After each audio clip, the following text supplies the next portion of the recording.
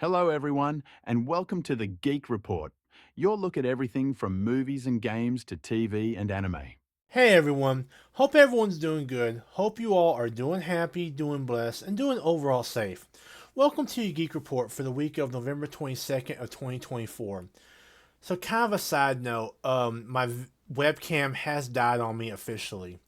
So until I get a new webcam, this will be the image you see. You will not be able to see my face because I just honestly don't trust webcams on laptops. But let's get started. And we're going to start off in our TV and movie news segment. And we're going to go into the world of Star Wars. And this past week, we got some news about the whole Gina Carano situation. It seems her character, Cara Dune, has been officially added to canon in a new Star Wars book. We're going to talk about what this means for the whole situation and Disney entirely. And continuing on with our Star Wars news, Star Wars Visions has announced Season 3.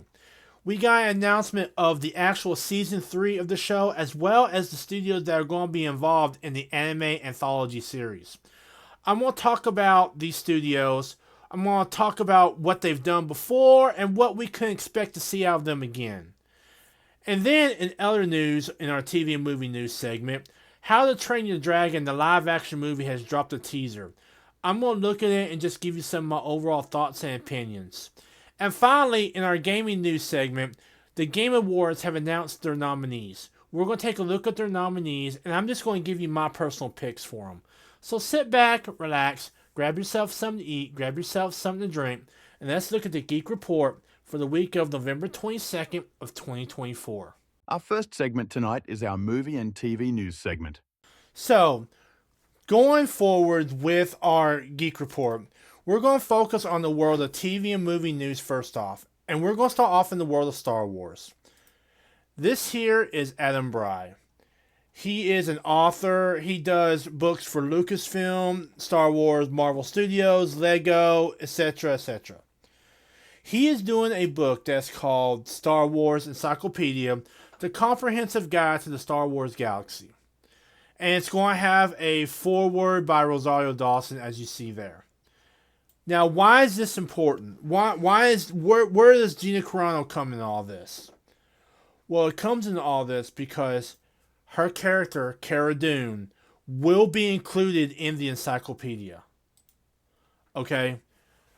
And this is what they've got for Cara Dune, because in every person, they've got a description. Okay? For every planet, they got a description. For everything, they got a description for it. Because it's meant to be an encyclopedia of Star Wars knowledge, of current Star Wars knowledge.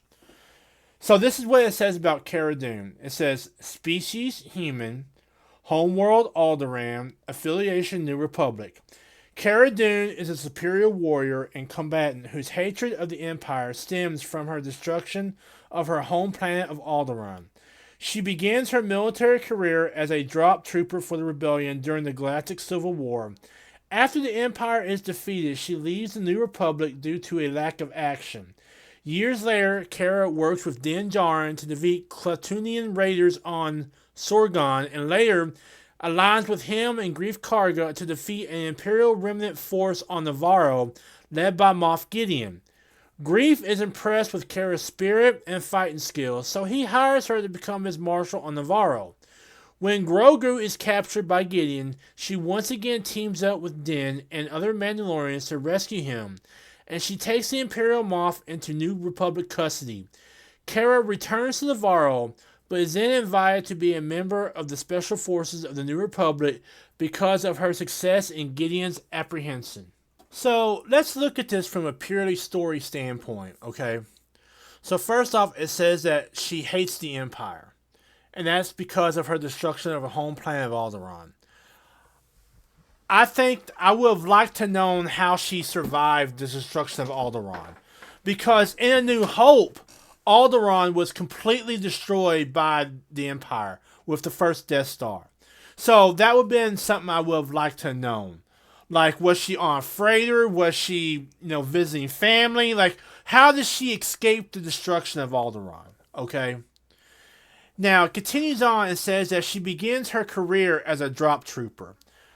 Now, I think this is also skewing her story a little bit in that you don't just become a drop trooper. By what I understand about the Rebellion and the Empire, drop troopers were kind of like airborne or rangers.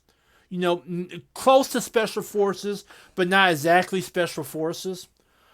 And you don't just get to that point automatically. Just right out basic, boom, you're in airborne. You don't do that, okay? So there's probably a lot missing there from her service record. And that's something that I think that is kind of curious to me in that there is these moments where like you're saying, wait, she instantly became a drop trooper? No, that can't be right. Because you know what a drop trooper is. All right. So I'm kind of wondering, is that because they just did not want to give her the space in the encyclopedia? Or is that just because of how much space they could give her? Okay. But it continues on and it says that she leaves the New Republic due to a lack of action. And this is partly true. When we first meet her, she's on Sorgon just hiding out. Just trying to find some action. You know what I'm saying? In terms of fighting the Empire. Because she still wants to continue that fight. Okay. She'll later team up with Din to defeat raiders on Sorgon, which is true. Those raiders had gotten hold of some Imperial technology, including a walker, and it was with his help and her help together that they defeated the raiders. Now, it says here later aligns with him and Grief Karga to defeat an Imperial remnant force on Navarro led by Moff Gideon. Now, what they're speaking to here is the end of Season 1. At the end of Season 1, she helped Din and Grogu escape from Moff Gideon. Okay? They had assaulted Navarro, and basically she aided them in fighting off the Empire. Okay? Now, when I first read this, I thought they were talking about Season 2, when she became a marshal and they went and destroyed that facility. But after reading it again, I think it is talking about the end of Season 1. And it says here, Grief is impressed with Kara's spirit and fighting skills, so he hires her to become a marshal on Navarro. When she becomes a marshal on Navarro, it's at this point that the Mandalorian and Grief go to the site of that Imperial base and destroy it. That's on Navarro. But it's not really a base in the military term. It's a base in that it's some type of research facility. That's what basically everyone believes at this point. Is that it's basically some type of research facility.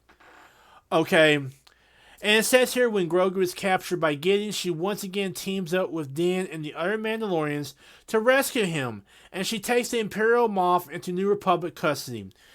What they're talking about here is the end of Season 2. At the end of Season 2, after Luke got Grogu, she took Moff Gideon into custody because he was wanted for crimes. And it says here that she returns to the Navarro, but is then invited to be a member of the Special Forces of the New Republic because of her success in Gideon's apprehension. What they're talking about here is what we saw in Season 3 when Grief was talking with the Mandalorian, Din Djarin, and he asked where Cara Dune was, and the throwaway line was that she was with Republic Special Forces. Now, before I continue on, I do have to mention that when they talk about her joining the Special Forces, that they're really talking about Rangers of the New Republic. Okay? That was the series that she was supposed to headline before she was unceremoniously fired. Okay? Fired in the worst way possible. Alright, in my book, fired in the worst way possible. But now let's focus on what this could all mean. So what could this all mean? What could all this mean?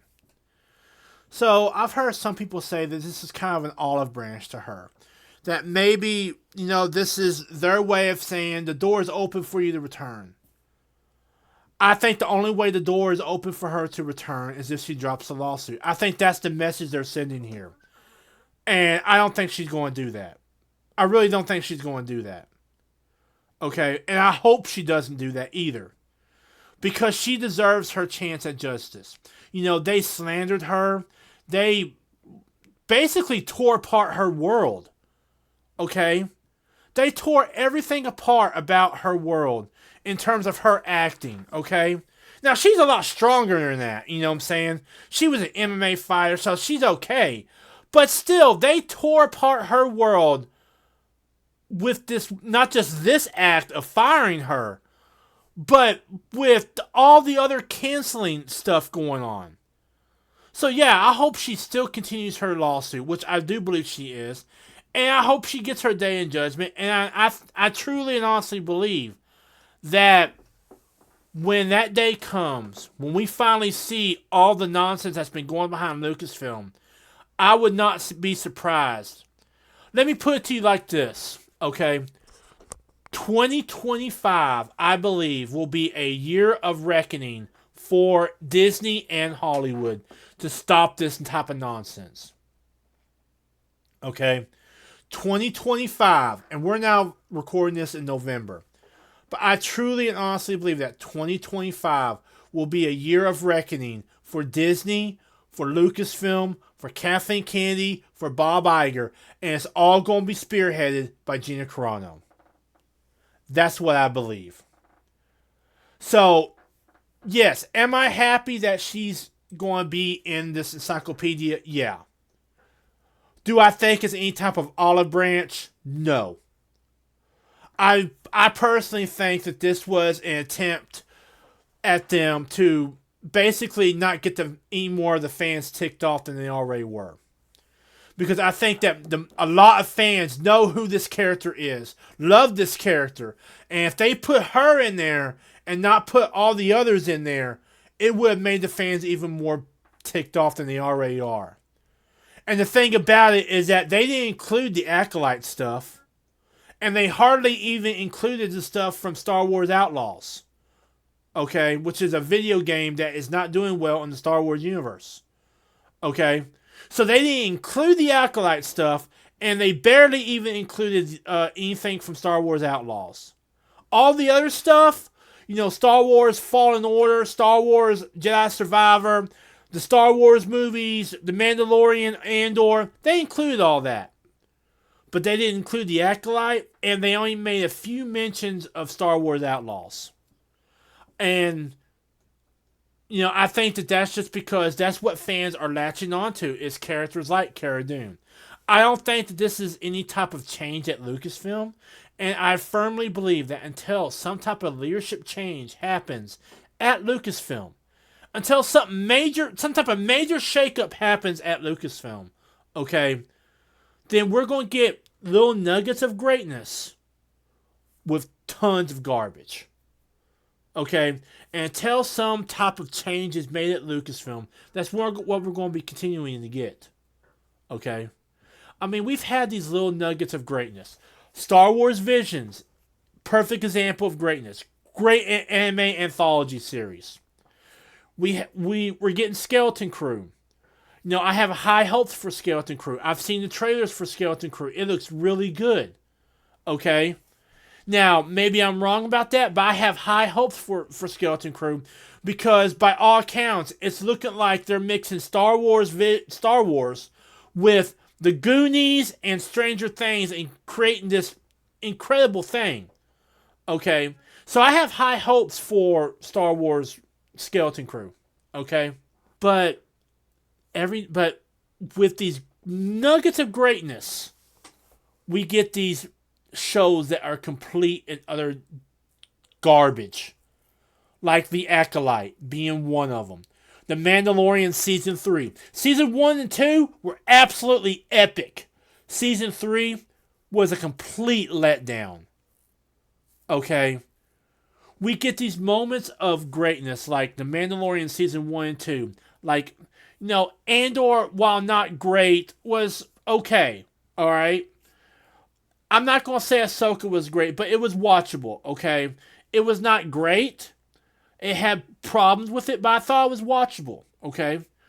But then there are other times where you just get this nonsense. Like The Mandalorian Season 3. Like The Acolyte. So every now and then you'll get these moments of greatness covered up by nonsense and garbage. And until there is some type of change at Lucasfilm in leadership and direction. That's what we're going to be keeping on getting. Garbage covering up moments of diamonds, basically. And I'm just going to say what I said earlier. I think that 2025 is going to be a year of reckoning for not just Disney, but for Hollywood in general. Continuing on with this week's TV and movie news segment. So, continuing on with our Star Wars news, we got some exciting news this past week. And let me say that I am really hyped up for this, okay? And that is that we are getting a third season of Star Wars Visions. Now, let me kind of set the stage for you if you don't know what Visions is. So, Star Wars Visions is a series of anime shorts that run about 2 seasons. Now they're going to be a third. That basically take place in the Star Wars universe, but have no bearing on the story of Star Wars, have no touching with the Luke Skywalker stuff. They just take place in the Star Wars universe, okay? Season 1 was absolutely incredible. Even their worst episodes, I gave props to. And I absolutely loved, okay? Whether you're talking about the Ninth Jedi, whether you're talking about the duel, all that. Even their worst episode, which was their music episode, was incredible, okay? And while I did not like that episode, I absolutely loved what they did with it. And I was happy to see Season 2 come around.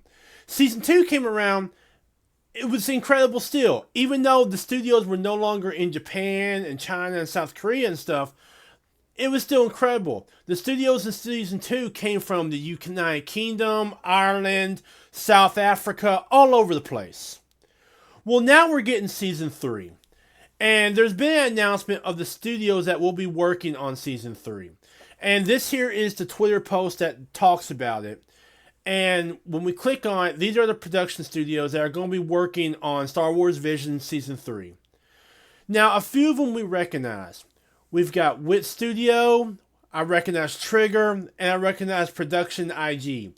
Production IG I specifically recognize because it did one of my favorite episodes of Season 1, which was The Ninth Jedi.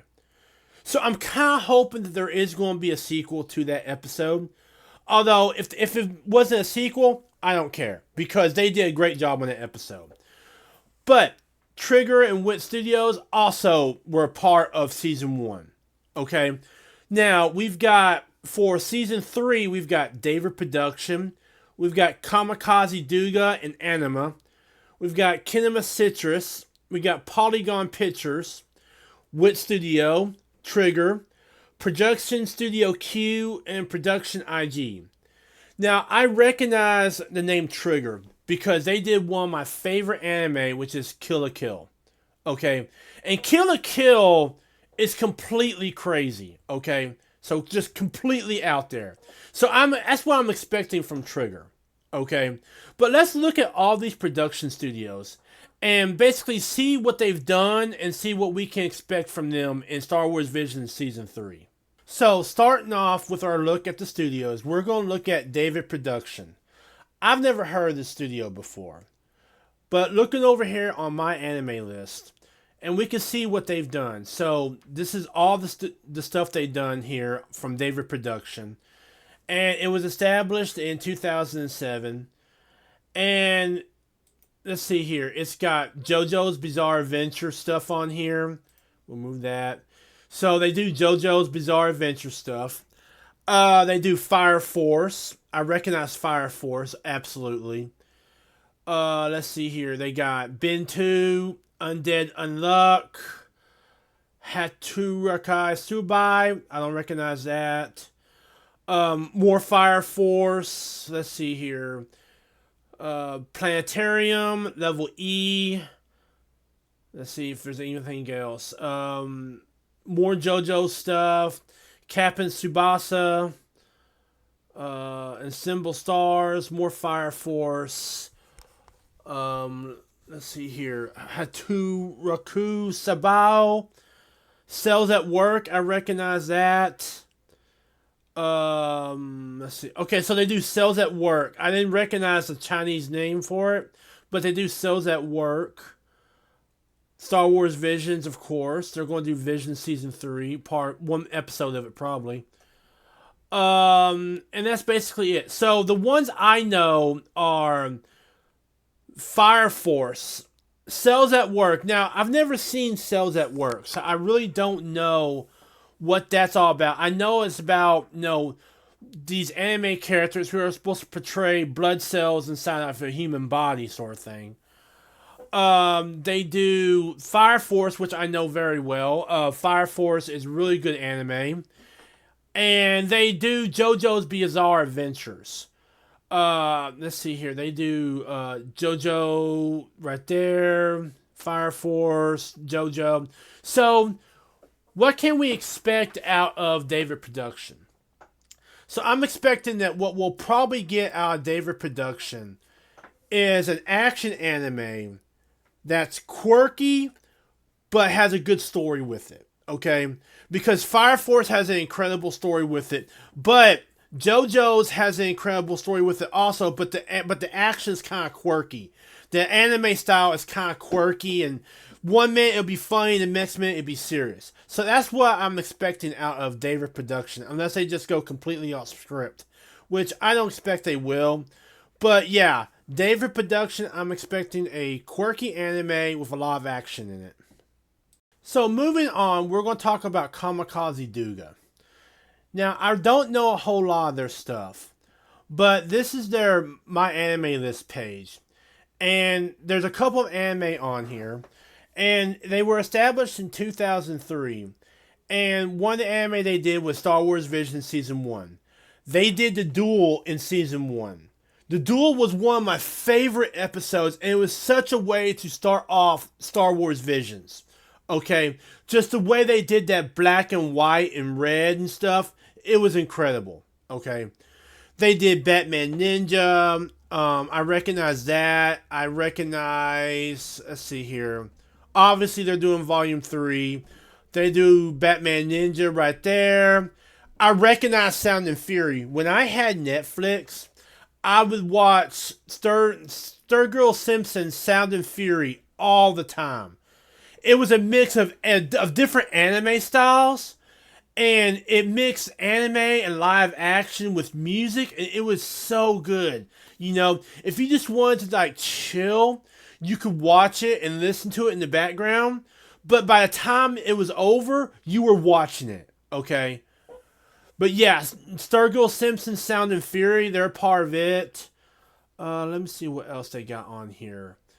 I don't really recognize any of the other, anime. I don't really watch any of them. But the ones I do know them from are Sturgill Simpson, Sound and Fury, and Star Wars Visions Season 1, Episode 1, The Duel.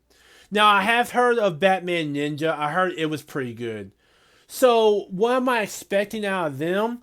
Because they are going to be working with anime, and I'll be talking about them here in a minute. But what I'm expecting out of Kamikaze Duga is what I saw from The Duel.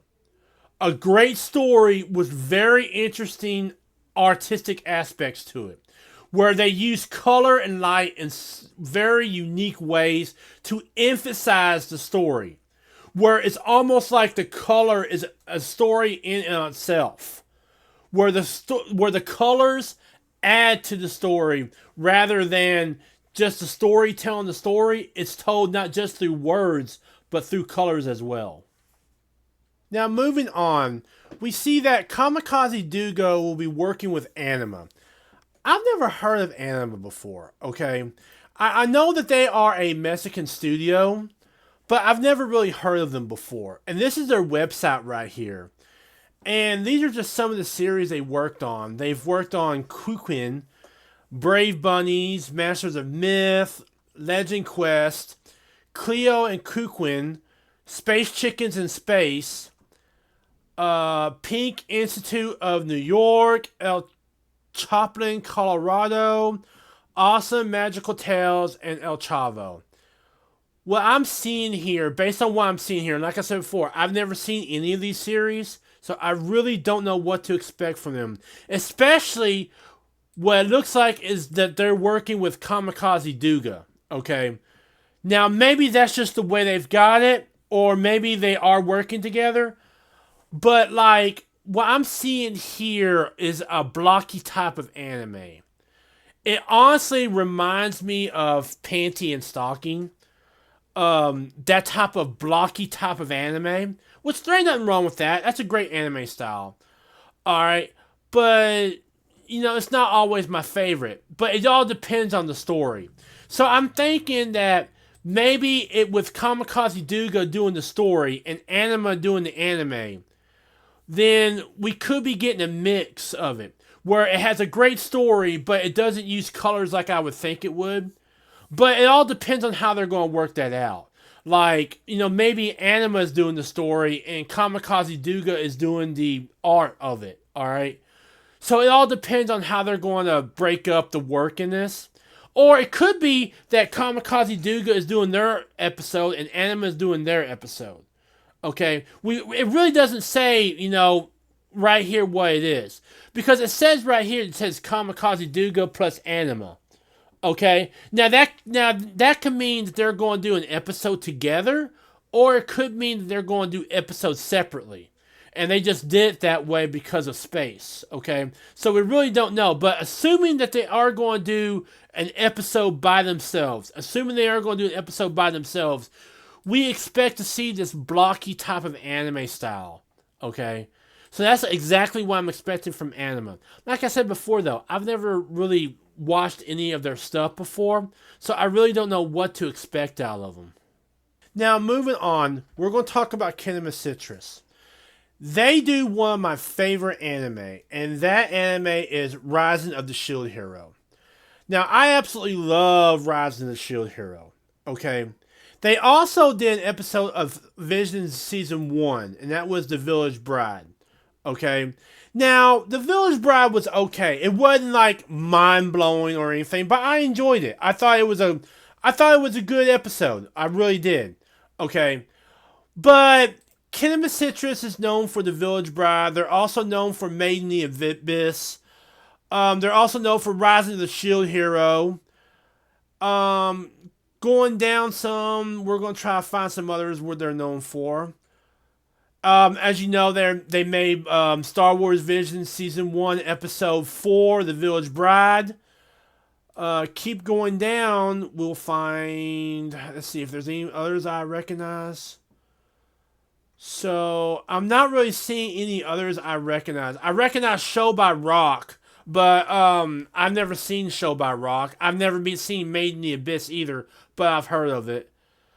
Let's see here. They do Dot Hack. Let's see here. Star Wars Visions Volume 3, they're doing that.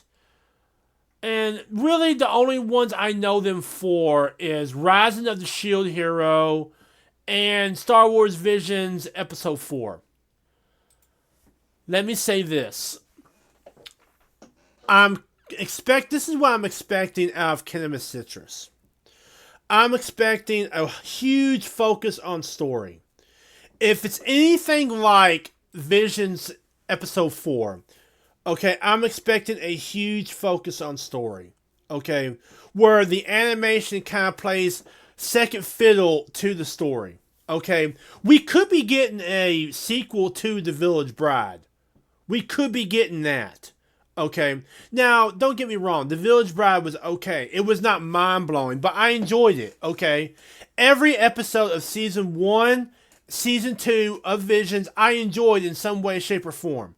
They may not all been mind-blowing, but I enjoyed them in one way or another. Okay, but what I'm expecting out of Kinema Citrus is a huge focus on story. And more than likely, I have to suspect that maybe we could be getting a sequel to The Village Bride. Okay, now, why would we be getting a sequel to The Village Bride? Because from what I remember, The Village Bride was not that well received. I mean, it was received fine, don't get me wrong. But it wasn't like one of the top episodes of Season 1. Okay, and there was nothing wrong with that. Okay, The Village Bride was an okay episode, alright? But it had a huge focus on story. And I think that's what we're expecting out of Kinema Citrus, is a huge focus on story. So moving on, we got Polygon Pictures next up. Now, I don't really know these guys, okay? And if we go over to my anime list, I really don't recognize any of these anime. I mean, based on what I'm seeing from the photos, it looks like they do apocalyptic anime. You know, those anime where the situation is apocalyptic, complete destruction with intense action. Okay, that's what I'm seeing right here. I don't recognize any of these anime at all. I mean, they've got this one, Pingu in the City. That looks like it's not an apocalyptic anime. Let's see here. They got Idolmaster. That's another one that ain't really apocalyptic. But it looks like the majority of these are apocalyptic type of anime. You've got Croc Tires, Idolmaster, Samuroid Zero, I should say. I mean, I really don't see anything but apocalyptic anime and kind of funny type of anime. Okay, that's really what I'm seeing here. Now, the fact that they did do Idolmaster kind of tells me that we could be getting a music anime from them for Star Wars Vision Season 3. But besides that, I wouldn't really expect to see anything else but maybe a music anime, a light-hearted, funny anime, or something more of a apocalyptic type, like a planet being destroyed or something like that. But that's really what I'm expecting to see out of this studio, Polygon Pictures. Moving on, we're going to talk about Wit Studio. And I truly believe that out of all the studios on here, Wit has probably brought more people into anime than probably any other studio on here. Because they are responsible for Attack on Titan. Attack on Titan is a great anime that mixes story, animation. It is no holds barred. Anything can happen. I mean, in the very first episode, the lead character, Eren's mother, is killed by a Titan. Okay? And the story twists and turns and mixes so much. I mean, some episodes can be highly political and highly emotional. Other episodes could be full of action. So I really don't know what to expect out of them because they could either be doing a high action anime or one full of political intrigue and stuff. But whatever they're going to come up with is going to probably be great. I mean, them doing Star Wars, it's a perfect combination. It's literally a perfect combination. It's one of a few perfect combinations. Okay? Now, just some of the other stuff they're done. They've done Spy X Family. I recognize Spy X Family, but I've never seen it. The majority of the stuff they've done is Attack on Titan stuff. I recognize Vinland Saga up here. I've heard of Vinland Saga, and I heard it's a pretty decent anime that's really, really hardcore, but I've never actually seen it. I want to see it, though. Let's see here. I think that's the Ancient Magnus Bride right there. I've heard that's a pretty decent anime. Let's see here. Attack on Titan, obviously. Let's see here. I don't really recognize anything else they've done. Well, Pokemon movie, I've heard of that, obviously, but I've never seen it. They've done Fate Grand Order. That's one that I recognize, but I've never watched it. Let's see here. The ancient that looks like the Ancient Magnus Bride right there. Let's see here. You know, I'm not really recognizing anything else they've done. Oh, they did. Is that Street Fighter? Oh, okay, that's Street Fighter Cross and Spy versus Family. No, that ain't. That's not something I've seen. For a second there, I thought that was Street Fighter. Let's see here. You know, I'm not really recognizing anything else they've done except Attack on Titan. That's what I've seen is Attack on Titan. And it looks like they've done the first 3 seasons of Attack on Titan. Now, I recognize Ancient Magnus Bride. I recognize Vinland Saga. I recognize Spy X Family. but I've never seen them. The one I've seen is Attack on Titan. And that's what I'm going on because Attack on Titan, you literally don't know what each episode is going to bring you. One episode could give you a hardcore action episode. The next episode could give you a high level political episode. So what I'm expecting out of Wit in terms of Star Wars is probably somewhere in the middle. It's an action episode that has a lot of political intrigue involved in with it. So moving on, we're going to Trigger. Now, I instantly recognize Trigger. They did several episodes of Star Wars Visions Volume 1. They did The Twins, and they did The Elder. Both were great episodes. Not my most favorite episodes, but great episodes nevertheless. Now, they've also done other stuff. They've done Kill la Kill. They do Cyberpunk Edge Runners. I have seen Kill la Kill. I have not seen Edge Runners. Let's see what else. They've done Gridman, which I've not seen. And that's really the only ones that I recognize. I don't recognize any of the other ones. But I recognize Kill la Kill. And I also remember The Twins and The Elder. The Elder was a real good anime in that you really didn't know what was going on. But The Twins was almost like Kill la Kill meets Star Wars. It was completely nuts. I mean, just completely out of this world, over the top action, where the action drove the story. Okay, where there was not a moment to breathe almost, and it had this watercolor type of anime style. So that's what I'm expecting out of Trigger. Just complete over the top, out of this world action with that watercolor type of anime style where it looks like someone took watercolors and painted it. Okay? That beautiful anime style with just complete over the top action. Now, moving on, we're going to focus on Project Studio Q. I really don't know a whole lot of their stuff. Okay? I mean, I've heard of Evangelion, and I've actually seen the older Evangelion. But this one was made in 2019, so I've not seen this one. Okay? But yeah, like, I don't recognize any of their stuff. So I really don't know what to expect out of them. But they were started in 2017. They've done a more recent version of Evangelion. I think it's Evangelion 4. Besides that, I really don't recognize their stuff. So I really don't know what to expect from Project Q other than maybe something that is an intense story based on Evangelion. Because Evangelion is an intense emotional story with a lot of emotion behind it. So maybe that's what we're going to get with them in terms of story for Star Wars Visions. And finally, the final studio confirmed for Star Wars Visions Volume 3 will be Production IG. They are known to fans of Star Wars Visions because they did absolutely one of my favorite episodes of Star Wars Visions, which was The Ninth Jedi. They did The Ninth Jedi. That episode of Star Wars Visions was absolutely incredible. I absolutely love The Ninth Jedi.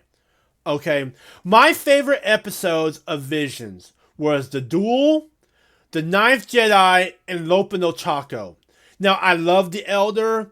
2OB1 was eh. The Village Bride was okay. The Twins was okay. I didn't really feel Tatooine Rhapsody like I thought I would.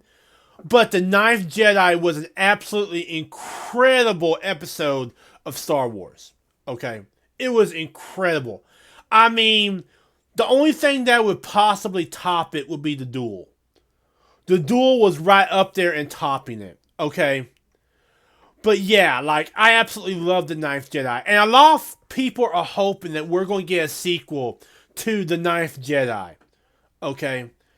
But some of the other stuff that they've done is, of course, they've done Attack on Titan, Psycho Pass, they've done Kuroko no Basket, they've done Neon Genesis Evangelion, they've done The Great Pretender, Furikuri, They've done so much that I really don't know what to expect from them other than a sequel to The Ninth Jedi. Alright?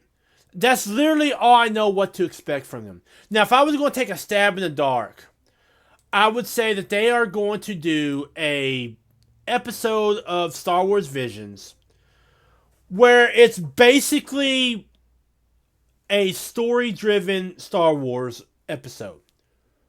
Okay? Where the animation and the story flow seamlessly together. Okay? This ain't gonna be like the Duel where the animation enhances the story or something like that. The story and the animation are going to flow seamlessly together, and it's going to be a complete story from beginning to end. And besides that, I don't know what else to expect from them other than a sequel to The Ninth Jedi, which what I'm hoping we get. Okay, I really am hoping that we get a sequel to The Ninth Jedi. Okay, if any episode of Star Wars Vision deserved a sequel, it would be The Ninth Jedi and The Duel. And I'm kind of hoping that we get The Duel also, because Kamikaze Daga, they're doing an episode as well. But I'm really hoping that we get a sequel to The Ninth Jedi. But besides that, what I'm expecting from Production IG is a story and animation that flow seamlessly together. Okay, where the story sometimes enhances the animation, and the animation sometimes enhances the story. That's what I'm expecting from Production IG. Now, let me say, just based on what I'm seeing here, okay, they've got a good overall spread of animation studios. But I do have questions. And one of the questions is, where is A1 Studios? Now, if you don't know A1 Studios, they do Sword Art Online. They do Your Lie in April. They do The Seven Deadly Sins. They do Exorcist, Fairy Tale. These are one of the biggest studios out there, but they've not been included in any of the Star Wars Visions, including Volume 3. And that's got me kind of wondering, is there something going on behind the scenes at A1 Studios and Lucasfilm and Star Wars? Because you would think that they would get one of the biggest anime studios out there to work on a Star Wars film. And it's just got me kind of wondering if maybe there ain't something going on behind the scenes that we don't know about that kind of precluded them from being a member of the studios that were going to do Star Wars Visions Volume 3. Now, another studio that I'm curious about not being included in this was Kyoto Animation. Now, I can understand why they couldn't be included in Vision Season 1 and Vision Season 2. Because there was a lot going on inside Kyoto Animation. I can't really talk about what was going on, but just know there was a scandal involving Kyoto Animation that something happened. Okay? But they've always done great animation. It's never been their animation that was at fault, but just something happened there that stopped them from basically doing Vision Season 1 or 2. But I'm kind of curious why they didn't include Kyoto Animation in Star Wars Vision Season 3. I mean, look what they're known for. They're known for Violet Evergarden, Clanad. They're known for K-On! They're known for Lucky Star. I mean, this is a top anime studio. And why ain't they included in Star Wars Visions Season 3? It just doesn't make any sense. And this is kind of in that same vein of A1 Studios, where I'm kind of wondering, is maybe something not cooking behind the scenes with Kyoto Animation and Lucasfilm? Okay? I mean, that's where my mind's going at, is something already cooking behind the scenes with terms of Kyoto Animation? Because it doesn't seem proper and it doesn't seem smart that they would neglect A1 Studios and Kyoto Animation, two of the top studio houses, two of the top studios that have drawn people into anime. Now look, they got Trigger, okay? And if I remember correctly, Season 1 of Visions had Bones, another studio. But where's A1 Studios? Where is Kyoto Animation? And it's got me kind of wondering, is something going on behind the scenes in terms of Star Wars and anime that include A1 Studios and Kyoto Animation that kind of causes them to be precluded from Star Wars Visions Season 3? So in closing, let me say this. I have no major complaints about Star Wars Visions Season 3, or what they're calling Star Wars Visions Volume 3. Other than the fact that they did not include A1 Studios or Kyoto Animation, I have no major complaints about this. Okay? The only one that I'm kind of concerned about, the only studio that I'm kind of concerned about is Anima Studio out of Mexico. But that's just because I've never seen any of their stuff. The others have an impressive catalog of anime to go behind, and they have proven themselves in the world of anime. And as far as the whole A1 Studios and Kyoto Animation thing going, those are just my two favorite studios. You know, I absolutely love Sword Art Online from A1 Studios. I absolutely love Violet Evergarden from Kyoto Animation. And I understand why Kyoto could not be in Visions Seasons 1 and 2. And now I'm just kind of left scratching my head like, why ain't they part of Vision Season 3? Why isn't, A1 Studios a part of Vision Season 3? And it's kind of got me wondering if maybe something ain't going on behind the scenes. But beyond that, I really have no major complaints about this other than the fact that they did not include Kyoto or A1 Studios. So yeah, I am honestly cannot wait for Vision Season 3 or Volume 3 as they're calling it. And I can't wait for a release date. I hope, that they take their time and they don't rush it, but I don't want them taking too long either. So I'm hoping maybe for a summer or fall release. I would like to see that, maybe a summer or fall release. But yeah, I'm excited for Visions. I can't wait to see Visions.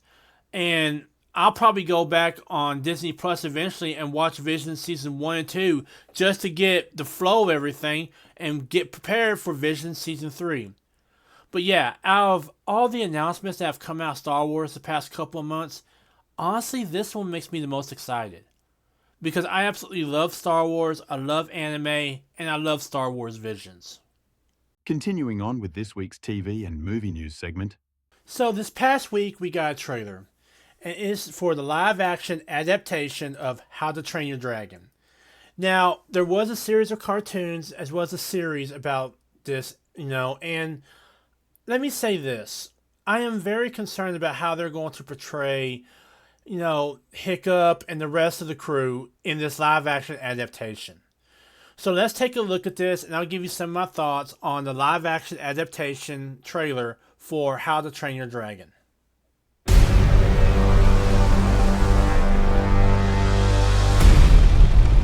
When you carry this axe, you carry all of us with you. Dad, I can't kill dragons.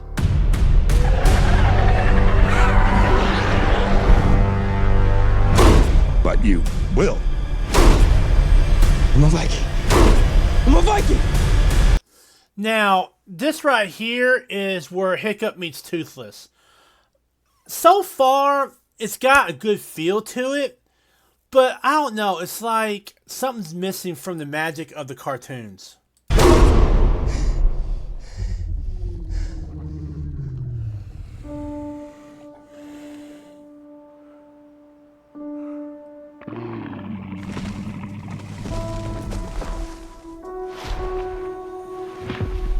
It's okay.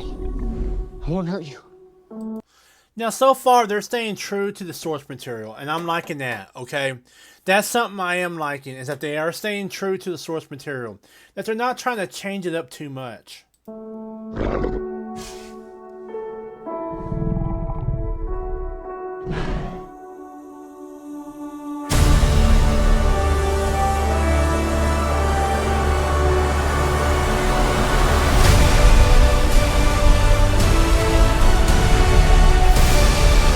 Now, that is How to Train Your Dragon.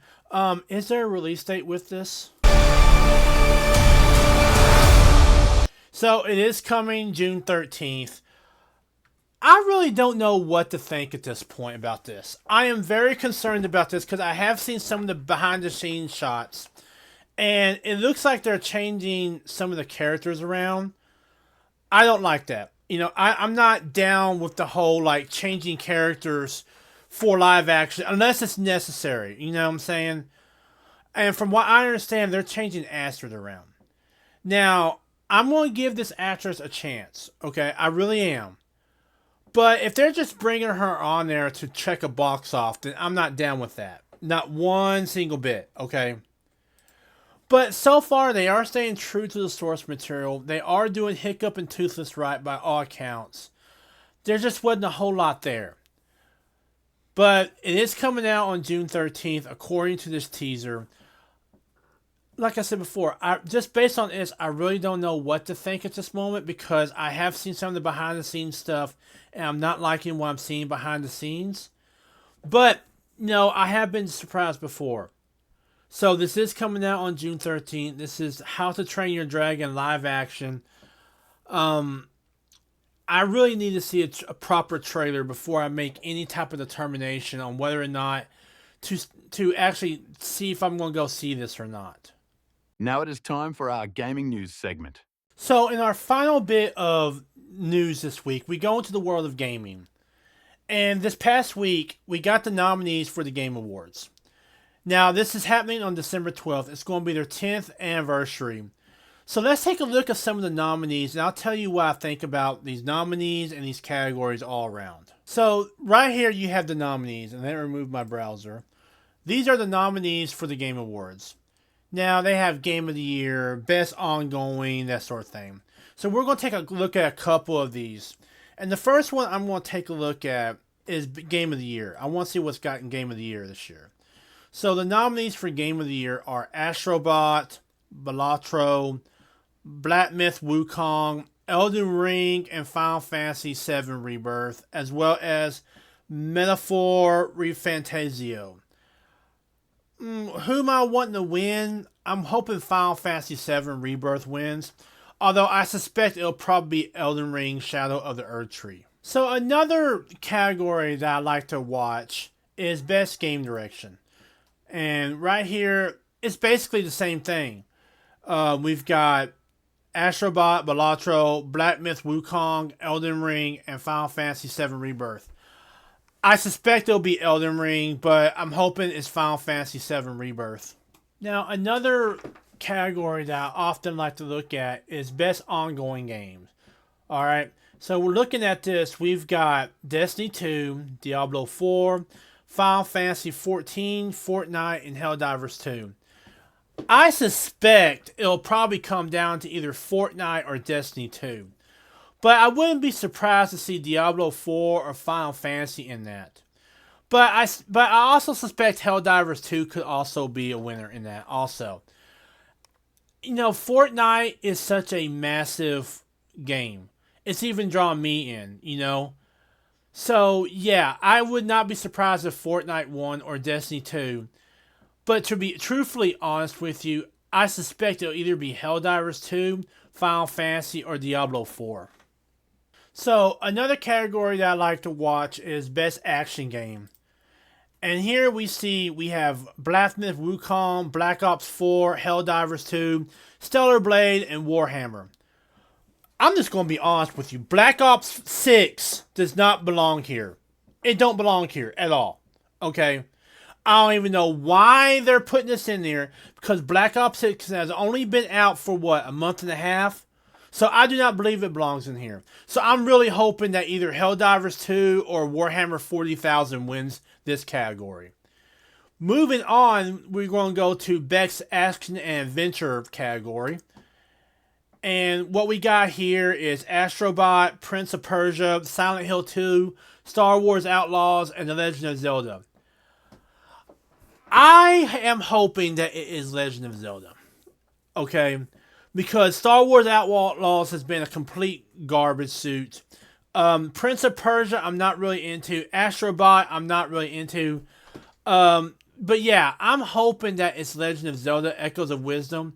Because any Zelda game, literally any Zelda game, is a great game to me. Okay?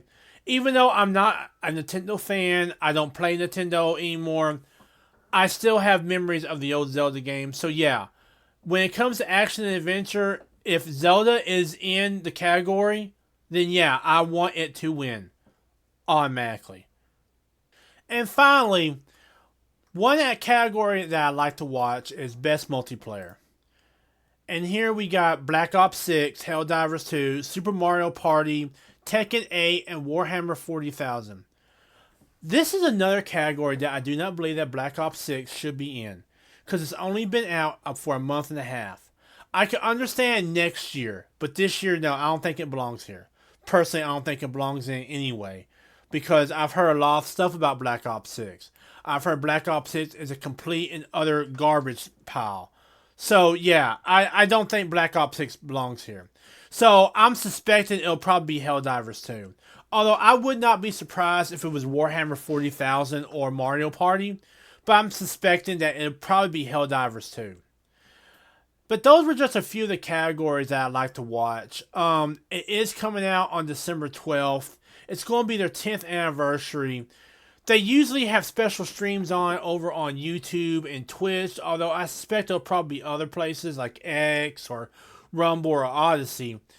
And you can check them out over at thegameawards.com.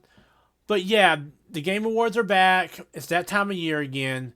And I just let y'all know what I thought of a few of those categories that I normally watch at the Game Awards. But really, the main reason I watch the Game Awards is for the announcements. Okay? That's really what I watch the Game Awards for. And I'm hoping that there's going to be some big announcements this year. After the past year we've had, we need some big announcements. Like huge announcements. Okay? So yeah, I'm really hoping for some big announcements at the Game Awards besides just the awards show. And that, ladies and gentlemen, was your Geek Report for the week ending on November 22nd of 2024. Just to kind of recap everything we talked about. We talked about Gina Carano's character Cara Dune officially being added to Star Wars canon. We talked about Star Wars Vision Season 3 being announced, and we looked at each of the studios that were part of Star Wars Vision Season 3. We looked at the How to Train Your Dragon live-action teaser trailer. And in gaming news, we talked about the Game Awards, and I looked at a few of the nominees that I keep my eye on. I hope you guys are doing well. I hope you guys are staying safe and staying healthy. Check out my social media as well as my video site. I will see y'all in the next video and in the next stream. Laters. Thank you for watching this week's Geek Report. I hope you enjoyed it. Please check out my other video sites as well as my social media. And if you can please, leave a like and a comment on this video. We will see you guys in the next video and the next stream. Laters.